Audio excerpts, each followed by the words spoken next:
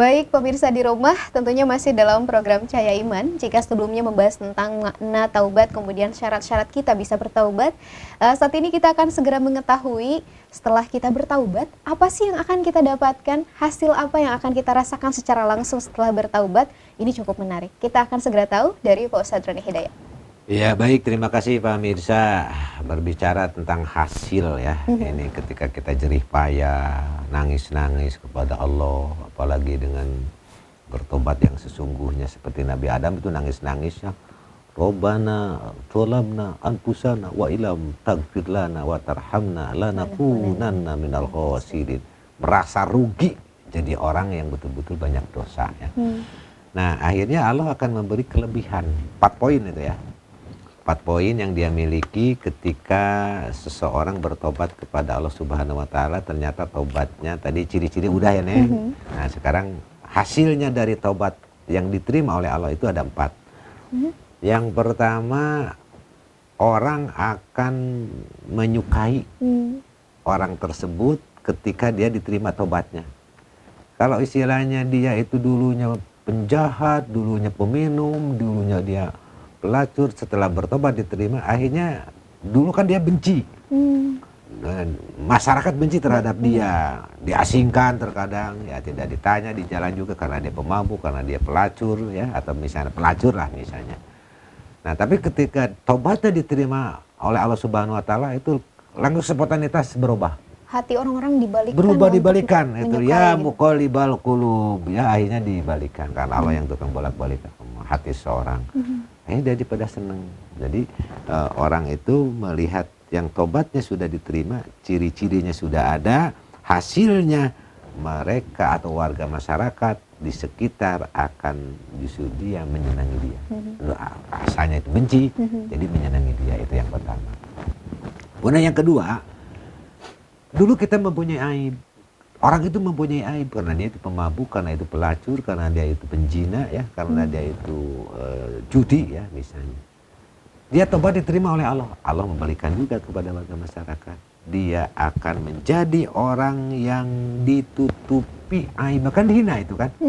Asalnya dia pemabuk hina, dia itu perampok dia hina, dia itu pelacur juga hina. Tapi karena dia sudah bertobat oleh Allah Subhanahu wa taala diterima, dia akan tertutup aibnya. Seakan-akan dia sekarang sudah menjadi pribadi yang lebih baru gitu. Seakan-akan dia ya, bukan seakan-akan ya, memang sudah. Memang betul memang seperti sudah, itu ya.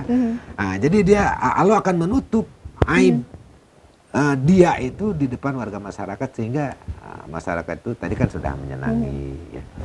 Tidak ada pandangan buruk lagi. Pandangan buruk lagi. Kemudian ditutup. Dan dia pun jika ada keburukan pun ya itu masyarakat akan itu jadi hasil daripada tobat. Yang ketiga, orang-orang bakal melupakan bahwa dia itu bukan lupa bahwa dia bukan seorang pencuri, bahwa dia bukan seorang penjina, bahwa dia bukan seorang pemabuk. Jadi warga masyarakat di sekitar itu sudah melupakan dia karena sudah ditutup dengan kebaikan sekarang ditutup gitu dengan ya. kebaikan sekarang. Ya, Luar padahal biasa. dulunya pemabuk sudah enggak, kan sekarang udah enggak. Nah, masyarakat sudah lupa. Artinya Allah menutup aib seseorang dan dia warga masyarakat itu sudah menghapus sama sekali dengan kejelekannya karena dia berbuat kebajikan di hadapan Hal-hal buruk di masa lampau terkikis gitu ya Pak. Terkikis.